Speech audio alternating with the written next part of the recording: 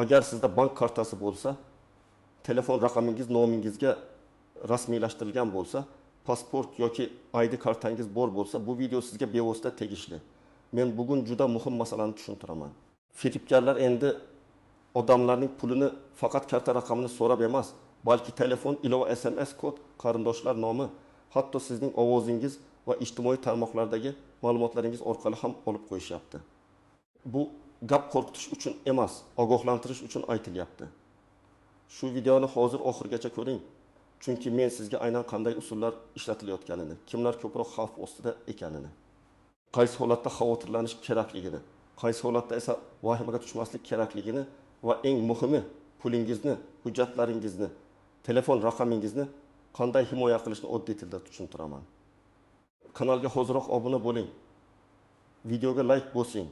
Chunki bunday ogohlantirishlar ko'proq odamga yetib borsa, ko'proq odam o'z pulini saqlab qoladi. Oldin firibgarlik nisbatan sodda ko'rinishda bo'lardi. Odamga qo'ng'iroq qilishardi. Kartangiz blok bo'ldi. Yutuq chiqdi. Pul o'tkazish uchun kod ayting deyishardi. Ko'pchilik bunday gaplarga endi ishonmay qo'ydi. Odamlar karta PIN kodini aytmaslik kerakligini, SMS kodni hech kimga bermaslik kerakligini asta-sekin tushundi. Lekin muammo shundaki, firibgarlar ham to'xtab qolgani yo'q. Ular usullarni o'zgartirdi. Hozir vaziyat ancha murakkablashgan.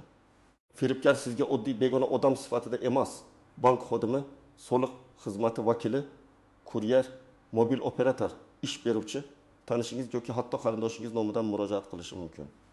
U siz haqingizda avvaldan ma'lumot yig'gan bo'lishi mumkin. Ismingiz, telefon raqamingiz, yashaydigan shahringiz, ishlaydigan joyingiz, qaysi bankdan foydalanishingiz, ijtimoiy tarmoqdagi rasmlaringiz, qaysi savdo sahifalariga obuna bo'lganingiz. Shuning uchun odam bu meni taniyapti, demak rost gapiryapti deb o'ylab qoladi. Avval firibgarlar ko'pincha bitta narsani xohlardi: SMS kodni olish. Hozir esa ular bir nechta yo'l bilan hujum qiladi. Masalan, sizdan telefoningizga dastur o'rnatishni so'rashi mumkin. Men sizga yordam beraman, ekranni ko'rishim kerak deydi. Siz esa ishonib, masofadan boshqarish dasturini o'rnatasiz. Shundan keyin u sizning telefoningizdagi bank ilovasini, SMS xabarlarni, kontaktlarni va boshqa ma'lumotlarni ko'rishi mumkin. Ba'zi hollarda odam o'z qo'li bilan firibgarga telefoning kalitini topshirib qo'yadi, lekin buni tushunmaydi. Yana bir katta o'zgarish shuki, hozir kredit va mikroqarz masalasi ham xavfga aylangan. Agar firibgar sizning shaxsiy ma'lumotlaringizga, telefon raqamingizga yoki bank ilovangizga kirsa, faqat kartadagi bor pulni emas, sizning nomingizga qarz olishga ham urinishi mumkin. Bu juda og'ir holat. Chunki odam kartasidagi 500 ming so'mni yo'qotsa bir narsa, lekin nomiga bir necha million so'mlik qarz rasmiylashtirilsa, uni keyin isbotlash, bekor qildirish, ariza yozish, organlarga murojaat qilish ancha vaqt va asab talab qiladi. Men birinchi navbatda kimlar ko'proq ehtiyot bo'lishi kerakligini aytaman. Eng xavf ostidagi guruhlar bank ilovalaridan faol foydalanadiganlar, onlayn savdo qiladiganlar, Telegram yoki Instagram orqali mahsulot sotadiganlar, e'lon saytlari orqali narsa sotib oladigan yoki sotadiganlar, chet eldan pul oladiganlar, plastik kartasida doimiy katta aylanma bo'lganlar, pensionerlar, talabalar va yangi ish qidirayotganlar. Masalan, bir odam e'lon saytiga telefondan 2 million so'mga sotishga qo'yadi. Bir necha daqiqadan keyin xaridor yozadi: "Men olaman, hozir pulni tashlayman." Lekin yetkazib berish xizmati orqali rasmiylashtiramiz. Keyin unga havola yuboradi. Havola tashqi ko'rinishda oddiy yetkazib berish saytiga o'xshaydi. Odam karta raqamini, amal qilish muddatini, ba'zan SMS kodni kiritadi. U o'ylaydi: "Pul kartamga tushishi uchun kiritdim." Aslida esa u kartasidan pul yechib olinadigan sahifaga ma'lumot kiritgan bo'ladi. Natija telefon sotilmaydi. Kartadagi 2.8 million so'm ham ketadi. Yana bir misol. Sizga bankdan qo'ng'iroq qilgandek bo'lishadi. Kartangizdan shubhali operatsiya bo'lyapti. 4 million so'm yechib olinmoqda, tasdiqlaysizmi deyishadi. Odam qo'rqadi. Tabiiy ravishda yo'q, tasdiqlamayman deydi. Firibgar shu payt psixologik bosimni kuchaytiradi. Unda zudlik bilan xavfsizlik bo'limiga ulayman. Hozir hisobingizni himoya qilamiz. Odam sarosmada qoladi. Keyin undan ilovaga kirish, kod aytish, karta raqamini tekshirish yoki pulni xavfsiz hisobga o'tkazish so'raladi. Haqiqiy bank hech qachon mijozdan pulni boshqa kartaga xavfsiz saqlash uchun o'tkazishni so'ramaydi. Bank sizdan SMS kodni ham so'ramaydi. Uchinchi misol, ish e'loni. Odam ish izlayapti. Unga uyda o'tirib kuniga 300 ming so'm ishlaysiz deyishadi. Boshlanishida juda oson topshiriqlar beriladi. Mahsulotga like bosish, izoh yozish, kichik buyurtma bajarish. Avvaliga odamga 300 ming yoki 1000 ming so'm pul ham qaytarishadi. Bu ishonch uyg'otish uchun qilinadi. Keyin darajangiz oshdi. Endi 500 ming so'mlik paketga kiring. Keyin 700 ming foyda olasiz deyishadi. Odam pul tashlaydi. Keyin operatsiya muzlab qoldi. Yana 1 million 200 ming so'm qo'shsangiz yechib olasiz deyishadi. Odam avvalgi pulini qaytarib olish umidida yana pul beradi. Oxirida 3 million, 5 million, ba'zan 10 million so'mgacha yo'qotganlar bo'ladi. To'rtinchi misol qarindoshlar nomidan bo'ladi. Sizga Telegramdan xabar keladi. Aka, zudlik bilan 800 ming so'm kerak. Kartaga tashlab turing, keyin tushuntiraman. Profil rasmi tanishingizniki bo'lishi mumkin. Ism ham o'sha. Lekin akkaunt buzilgan yoki yangi soxta akkaunt ochilgan bo'ladi. Agar siz shoshilib pul yuborsangiz, keyin bilasizki, tanishingiz umuman yozmagan. Men bunday holatda har doim bitta oddiy qoidani aytaman. Pul yuborishdan oldin telefon qilib ovozini eshiting. Agar u qo'ng'iroq qila olmayman desa, bu katta shubha belgisi. 5-misol pensionerlar bilan bog'liq. Katta yoshdagi odamga qo'ng'iroq qilib, farzandingiz avtohalokatga uchradi, nabrangiz militsiyada, tezda pul kerak deyishadi. Bunda maqsad odamni o'ylashga vaqt bermaslik. Qo'rquv kuchli bo'lsa odam tekshirmaydi. Shuning uchun oilada oldindan kelishilgan qoida bo'lishi kerak. Har qanday favqulodda pul so'rovi kamida 2 kishiga qo'ng'iroq qilib tekshiriladi. Masalan, ona avval o'g'liga, keyin keliniga yoki boshqa farzandiga qo'ng'iroq qiladi. Bu oddiy qoida millionlab so'mni saqlab qolishi mumkin. Kim xavotirlanmasligi kerak. Agar siz hech kimga SMS kod aytmagan bo'lsangiz, hech qanday shubhali havolaga karta ma'lumotlarini kiritmagan bo'lsangiz, telefoningizga begona dastur o'rnatmagan bo'lsangiz, bank ilovangizga begona odamni kiritmagan bo'lsangiz, odatda vahimaga tushishga asos yo'q. Lekin bu men bilan hech narsa bo'lmaydi degani emas. Xavfsizlik bir martalik ish emas, doimiy odat bo'lishi kerak. Endi ko'pchilik bilmaydigan nozik joylarni tushuntiraman. Birinchi muhim nuqta. Karta raqamining o'zi har doim ham eng xavfli ma'lumot emas. Odatda kimdir sizga pul o'tkazish uchun karta raqami yetarli bo'ladi. Lekin karta amal qilish muddati, CVV kod, SMS tasdiqlash kodi, bank ilovasiga kirish kodi. Telefoningizga kelgan bir martalik parol juda xavfli ma'lumotlar hisoblanadi. Bularni hech kimga aytish mumkin emas. Hatto u o'zini bank xodimi deb tanishtirsa ham. Ikkinchi nozik nuqta. Haqiqiy tashkilotlarning nomidan kelgan xabar ham soxta bo'lishi mumkin. Masalan, sizga pochtangiz keldi, jarima bor, soliq qarzi aniqlandi, kuryer manzilni tasdiqlay olmadi degan xabar keladi. Ichida havola bo'ladi. Siz havolaga kirasiz, sahifa rasmiy saytga o'xshaydi. Lekin manzilda bitta harf boshqacha bo'lishi, ortiqcha belgi bo'lishi yoki umuman boshqa domen bo'lishi mumkin. Oddiy odam buni sezmaydi. Shuning uchun men doim aytaman. Havola orqali kirib ma'lumot kiritmang. Kerak bo'lsa, rasmiy ilovani o'zingiz oching yoki rasmiy sayt manzilini o'zingiz yozing. Uchinchi nozik nuqta. Firibgarlar sizni qonuniy jarayon bilan chalg'itishi mumkin. Sizning nomingizga kredit olishga urinish bo'lyapti. Uni bekor qilish uchun o'zingiz kredit arizasini tasdiqlang, keyin biz yopamiz deyishadi. Bu mutlaqo mantiqsiz, lekin qo'rqqan odamga o'sha paytda to'g'ridek tuyuladi. Kreditni bekor qilish uchun yangi kredit olish yoki tasdiqlash kerak emas.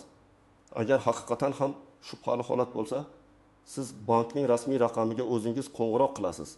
Ilovadagi chatga o'zingiz yozasiz yoki filialga borasiz. To'rtinchi nozik nuqta. Telefon raqami juda muhim. Ko'p xizmatlar telefon raqami orqali tiklanadi.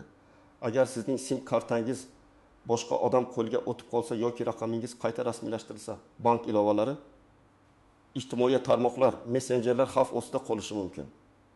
Shu sababli SIM kartangizni nomingizda saqlang. Yo'qotib qo'ysangiz darhol operatorga murojaat qiling. Eski ishlatilmayotgan raqamlarni muhim akkauntlardan uzib qo'ying. 5-nozik nuqta. QR kodlar ham xavfli bo'lishi mumkin. Hozir ko'plab joylarda QR orqali to'lov ro'yxatdan o'tish, aksiyada qatnashish taklif qilinadi.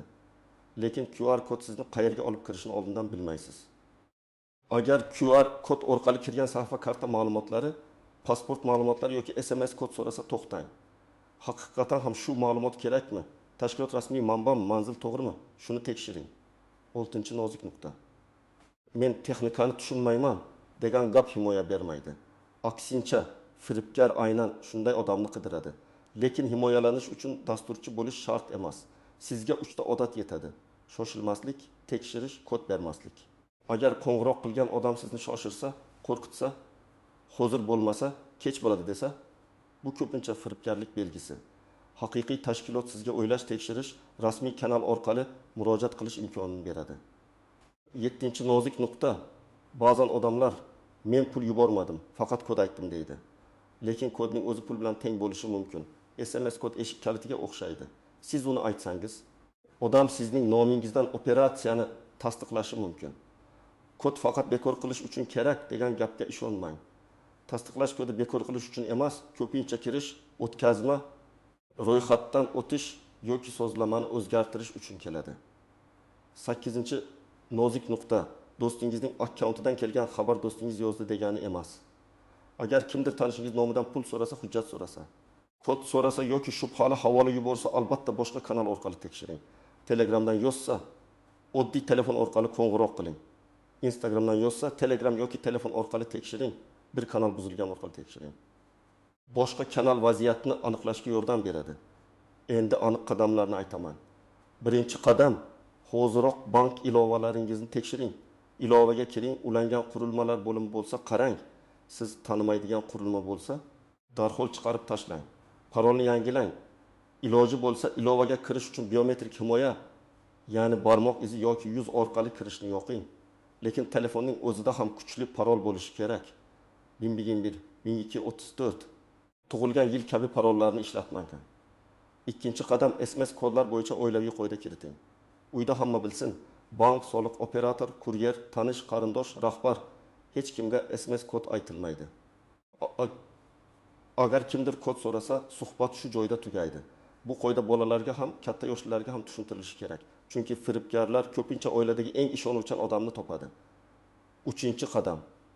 Shubhali qo'ng'iroq bo'lsa, suhbatni uzing va rasmiy raqamga o'zingiz qo'ng'iroq qiling. Masalan, kimdir bankdanman desa, telefonni qo'ying. Keyin bank kartangiz orqasidagi raqamga, bankning rasmiy saytida ko'rsatilgan raqamga yoki ilovadagi qo'llab-quvvatlash xizmatiga murojaat qiling. Firibgar bilan liniyada qolib, uning aytganini tekshirishga urinish xavfli. Chunki u sizni bosim ostida ushlab turadi. 4-chi qadam, kartangiz bo'yicha limitlarni sozlang. Ko'p bank ilovalarida kunlik o'tkazma limiti, internet to'lov limiti, naqd yetish limiti bo'ladi. Agar siz har kuni katta pul o'tkazmasangiz, limitni pastroq qiling. Masalan, odatda kuniga 200 ming yoki 500 ming so'mdan ko'p ishlatmasangiz, limitni shunga yaqin belgilang. Katta to'lov kerak bo'lsa, o'sha paytda vaqtincha oshirasiz. Bu kichik sozlama katta yo'qotishning oldini olishi mumkin. 5-chi qadam, asosiy pulingizni bitta kartada ushlamang. Kundalik xarajat uchun alohida karta, jamg'arma uchun alohida hisob bo'lgani ma'qul. Internetda xarid qiladigan kartada katta pul saqlamang. Masalan, maosh tushadigan kartada 8 million so'm turgan bo'lsa, uni har kuni onlayn do'konlarga ulab yurish xavfli. Kundalik xarid kartasiga kerakli miqdorni o'tkazing, qolganini alohida hisobda saqlang. 6-chi qadam. Telefoningizga begona dastur o'rnatmang. Ayniqsa, kimdir qo'ng'iroqda turib, "Mana shu ilovani o'rnating, men yordam beraman" desa, to'xtang. Masofadan boshqarish dasturlari foydali bo'lishi mumkin. Lekin faqat siz ishongan mutaxassis bilan va aniq vaziyatda. Begona odam bunday dastur orqali telefoningizni ko'rsa, bank ilovangiz, SMS xabarlaringiz, rasmlaringiz, kontaktlaringiz xavf ostida qoladi. 7-chi. Hujjatlaringiz rasmini har kimga yubormang. Pasport, ID karta, haydovchilik guvohnomasi, bank kartasi rasmi juda sezgir ma'lumot. Ba'zan ro'yxatdan o'tish uchun yuboring. Anketa uchun kerak, tekshirib beramiz deyshadi. Agar tashkilot rasmiy bo'lmasa, shartnoma aniq bo'lmasa, nima uchun kerakligi tushuntirilmasa, yubormang. Yuborishga majbur bo'lsangiz, maqsadni yozma ravishda so'rang. Tashkilot nomini, sti yoki rasmiy manzilni tekshiring. 8-chi qadam. Agar allaqachon aldangan bo'lsangiz, vaqt yo'qotmang. Birinchi qiladigan ish, bankka darhol qo'ng'iroq qiling va kartani blok qildiring. Ikkinchi ish, bank ilovasidan chiqish, parolni almashtirish, tanimaydigan qurilmalarni uzish. Uchinchi ish, barcha SMS, chek, karta raqami, telefon raqami, yozishmalar, havolalar, qo'ng'iroq vaqti, pul o'tkazilgan sana va sumani saqlang. 4-chi ish. Ichki ishlar organlariga ariza bering. Arijada voqeani aniq yozing. Qachon qo'ng'iroq bo'ldi? Kim deb tanishtirdi? Qaysi raqamdan yozdi? Qancha pul ketdi? Qaysi kartaga yoki hisobga o'tdi? Qanday kod yoki havola ishlatildi? 9-qadam. Ariza yozganda hissiyot bilan emas, fakt bilan yozing. Masalan, 2025 yil 2 mart kuni soat 10:30 atrofida menga falon raqamdan qo'ng'iroq bo'ldi. U o'zini bank xavfsizlik bo'limi xodimi deb tanishtirdi. Suhbat davomida menga falon havolani yubordi. Men karta ma'lumotlarini kiritganimdan so'ng kartamdan 2 million ming so'm yechildi. Pul falon karta yoki hisob raqamiga o'tkazilgan. Menda SMS xabar, screenshot va qo'ng'iroq tarixi mavjud. Mana shunday aniq yozuv tekshiruvga yordam beradi. 10-qadam. Yaqinlaringizni ogohlantiring. Ayniqsa ota-ona, buvi-buva, yangi telefon ishlatayotganlar, maktab yoki kollejdagi yoshlar. Ish qidirayotganlar bilan bu mavzuni alohida gaplashing. Ularga faqat ehtiyot bo'ling, demang, aniq misol keltiring. Agar bankdanman desa telefonni qo'yasan, agar kod so'rasa aytmasan, agar men pul so'rasam ham avval menga qo'ng'iroq qilasan deb kelishib oling. Yana bir muhim maslahat, ijtimoiy tarmoqlarda ortiqcha ma'lumot qoldirmang. Tug'ilgan sana, pasport rasmi, aviachiptalar, bola qaysi maktabda o'qishi, qaysi kuni qayerga ketayotganingiz, uyda hech kim yo'qligi kabi ma'lumotlar begona odamga kerak bo'lishi mumkin. Firibgar bitta ma'lumot bilan emas, ko'p mayda ma'lumotni yig'ib ishonchli hikoya tuzadi masalan. Siz Instagramda onam kasalxonada deb yozgan bo'lsangiz, ertasi kuni kimdir qarindoshingizga operatsiya uchun pul kerak deb murojaat qilishi mumkin. Bu tasodif bo'lmasligi ham mumkin. Agar siz tadbirkor bo'lsangiz, xavf yanada kattaroq. Chunki biznes akkauntlariga har kuni mijozlar yozadi, to'lovlar bo'ladi, chek yuboriladi, kuryerlar bilan ishlanadi. Sizda kamida 2 bosqichli himoya bo'lishi kerak.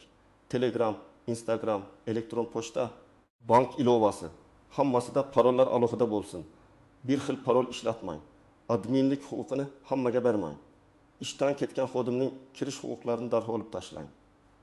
Bitta sobiq xodimning telefoni orqali butun sahifa yoki mijozlar bazasi yo'q bo'lib ketishi mumkin. Agar siz oddiy foydalanuvchi bo'lsangiz ham elektron pochtani e'tiborsiz qoldirmang. Ko'p akkauntlar pochta orqali tiklanadi. Agar pochtangiz buzilsa, undan boshqa xizmatlarga kirish mumkin. Pochta parolini kuchli qiling. 2 bosqichli tasdiqlashni yo'qing. Tiklash raqami va zaxira pochtani tekshiring. Eski ishlatilmayotgan. Lekin muhim akkauntlarga ulangan pochtalarni ham nazorat qiling. Bugun men sizga eng muhim narsani tushuntirdim. Hozirgi firibgarlik oddiy kod ayting darajasida qolmagan. U qo'ng'iroq, havola, soxta sayt. Masofadan boshqarish dasturi, tanishlar akkaunti, ish e'loni, kuryer xizmati, kredit va hujjatlar orqali amalga oshirilishi mumkin. Lekin himoyalanishning asosiy qoidalari juda aniq. Shoshilmang, SMS kod bermang. Havolalarga karta ma'lumotini kiritmang. Begona dastur o'rnatmang. Rasmiy raqamga o'zingiz murojaat qiling. Limitlarni sozlang va yaqinlaringizni ogohlantiring. Men ekspert sifatida shuni aytaman. Ko'p holatda odam pulini texnik bilim yetishmagani uchun emas, shoshgani, qo'rqqani yoki tekshirishga 1 daqiqa vaqt ajratmagani uchun yo'qotadi. O'sha 1 daqiqa sizning millionlab so'mingizni, asabingizni va obro'yingizni saqlab qolishi mumkin. Endi izohlarda yozing. Siz yoki tanishlaringiz shunday firibgarlikka duch kelganmisiz? Qanday usul ishlatilgan? Tajribangiz boshqalarga foyda berishi mumkin. Videoga like bosing, kanalga obuna bo'ling va bu videoni ota-onangizga, do'stlaringizga, ishdagi hamkasblaringizga yuboring. Bitta yuborilgan video kimnidir katta yo'qotishdan saqlab qolishi mumkin.